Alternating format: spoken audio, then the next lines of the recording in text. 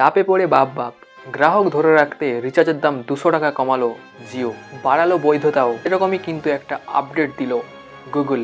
চলতি মাসে গত 3রা জুলাই থেকে ট্যারিফ প্ল্যান বৃদ্ধি করার ফলে বিভিন্ন বেসরকারি টেলিকম সংস্থাগুলি যেমন জিও, এয়ারটেল, ভিআই তাদের রিচার্জ প্ল্যান কিন্তু 25% বাড়িয়ে দিয়েছিল।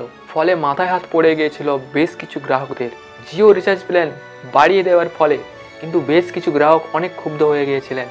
তবে সম্প্রতি জিও সংস্থা গ্রাহকদের কথা ভেবে গ্রাহকদের মাথায় পুনরায় আশ্বাস দিয়েছেন, একটি প্ল্যান কিন্তু তারা ফিরিয়ে দিয়েছে, সঙ্গে আরও কিছু বেশ সুযোগ সুবিধা নিয়ে। 3রা জুলাইয়ের আগে কিন্তু আমরা 999 টাকা দিয়ে রিচার্জ করতাম, সেটা কিন্তু 3রা জুলাইয়ের পরে ট্যারিফ প্ল্যান বৃদ্ধির ফলে কিন্তু সেটা 999 আর নেই, সেটা কিন্তু 1199 টাকা হয়ে গিয়েছিল। ফলে বেশ কিছু গ্রাহককে কিন্তু অনেক হয়রানিও পেতে হয়। তবে সেই 1199 টাকার প্ল্যান কিন্তু আবার পুনরায় 999 টাকায় ফেরত দিয়েছে জিও সংস্থা, সঙ্গে কিন্তু দিয়েছে আরও অনেক ফেসিলিটি।